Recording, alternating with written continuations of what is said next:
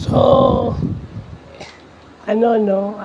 vlog lang tayo tungkol dun sa 54 points ni Justin Brownlee kagabi sa Game 5 ng PBA Commissioner's Cup Final. So, okay, nagawa ni JB yung kanyang 54 points dahil yun lang sinasabi ko nung sinasabi kong vlog. JB is just reading kung sino yung kanyang defender. Okay? Pag si Glenn Cabuntin ang kanyang binabantayan, ang bumabantay sa kanya, na-realize niya na hindi niya pwedeng labanan si Glenn Cabuntin sa katawanan. Kasi match yun. Match lang ni Glenn Cabuntin. Mahihirapan siyang iusog si Glenn Cabuntin. Kaya ginagawa niya, idadrive niya yun. Idadrive niya. Tsaka kita mo, pag nakaposte siya, quick move. Quick move lagi. Hindi siya nagbabump against Glenn Cabuntin. Hindi siya nagbabla. Pag si RR Pugoy naman ang kababantay sa kanya, yun yung, siyempre, mas malakas siya. So, pag mas malakas ka, popostehan mo. Diba? So, yun lang yung reads, no? Yun lang yung reads. Kasi, ang Ginebra ngayon, 4 Kaso kasi, walang backup talaga sa malaki. I wonder why, no?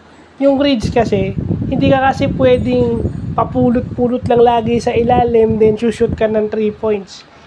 Yung offensive variation o yung offensive artillery ni Justin Brownlee, yun ang dapat tignan ng mga players. And of course, kung paano rin siyang dumepensa. Diba? Ito sa mga nagbabasketball na fan ng Ginebra at fan ng PBA, dapat pinanonood natin itong si Justin Brownlee, how he defends and how he does offensively. Yun lang yun. Iba to si Justin Brownlee, 54 points. Buong kasi yun ang ginagawa ng TNT ng tropang 5G na i-deny, di ba, napabagal nila si Scotty tsaka si RJ. But si Brownlee kasi pinababayaan nila. Why? Because they know the next game, if manalo yung Ginebra ng game na yun, which is ngayon, they would assume that Justin Brownlee is tired. So yun na lang ang sasabihin natin dyan. Even Tim Cone knows that. Na hindi sila pwedeng Justin-centric. So yun lang yun.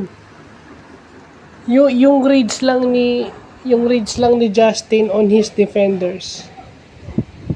Pag si Glenn Cabuntin, the drive-an. The drive-an niya. Usually ganon. Pero pag si Pugoy, poposte yan. Diba? At kasi, yun yung hindi naiintindihan ng mga tao kasi sa triangle, kaya nila yung parang yung perimeter shot lang kay Japet, parang ganun. Usually, controlled yun. Sabi nga ni Coach Julius Manalo, controlled yun.